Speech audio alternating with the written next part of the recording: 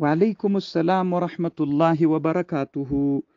یو ورور د پاکستان نه پوښتنه کړې ده. د ورور پوښتنه داسې ده چې مثلا ښځو دپاره دا اوس زمانه کې چې کمې غاړکۍ یا بنګړي یا مثلا دا نور شیان چې استعمالوي د زینت دپاره، که دا د سټیل یا د وسپنې نه وي، څرنګه د جواز لري که یې نه لري.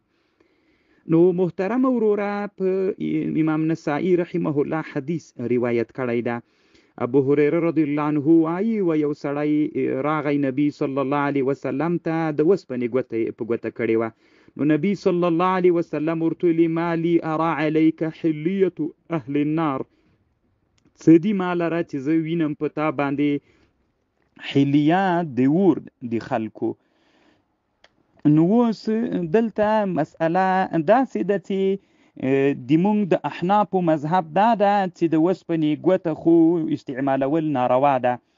علامه ظفر احمد عثماني رحمه الله په اعلاء السنن کې لیکلي دي، وایي دغه تنها د وسپنې ګوته چې ناروا ده، دا د حدیث کې خو داسې راغله هذه حلیة ما لی لا ارا علیک ما لی ارا علیک حلیة اهل النار.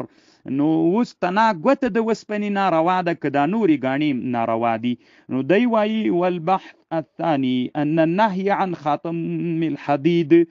خاتم الحديد وغيره مخصوص بالخاتم او شامل لسائر الحلي منها، فلم أرى نصا فيه من كلام الفقهاء إلا أن الحديث وكلام الفقهاء يرشدان إلى عدم الاختصاص.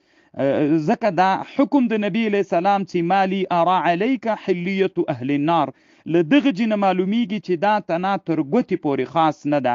یعنی معنا ټولې ګاڼې چې د وسپنې نه استعمالیږي، که هغه ګوته وي او که نور وي، دا ټول ناروا دي د مونږ د احناف په مذهب باندې. او ډېر ښه بحث ظفر احمد عثماني صاحب اعلاء السنن کې کړی. خو بیا یوه خبر دلته دا ده، ځکه د ورور خو پوښتنه د ښځو دپاره کړې او حدیث نه خو د نر نه معلومیږي.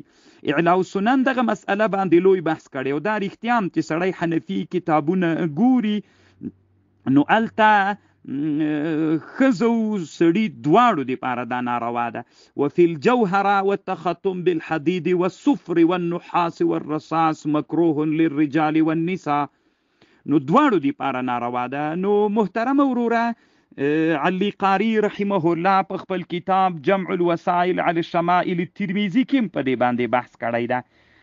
خو یعنی ناروایی بلی تا خو داسې پوښتنه کړې وله چې مونځ کېږي که نه کېږي، نو مونځ خو پورې تړاو نه لري، د مونږ د احناف په مذهب باندې استعمالول ناروا دي. خو یوه خبر ده محترمه، نن زمانه کې تقریبا په دې مسئله بیخي عموم د بلوا غوندې راغلی ده. نو که سړی شرح المهذب د امام نووي وګوري، اگر چې د شافعیانو فقه ده، امام نووي رحمه الله په شرح المهذب کې بیا دغه احادیث چې د مونږ د احناف تر استدلال کوو چې په ابو داود کې مسته، دغه احادیث ضعیف بللی دي او لیکلی دي چې حلیه د وسپنې نه ښځو دپاره استعمال جائز د جواز لري.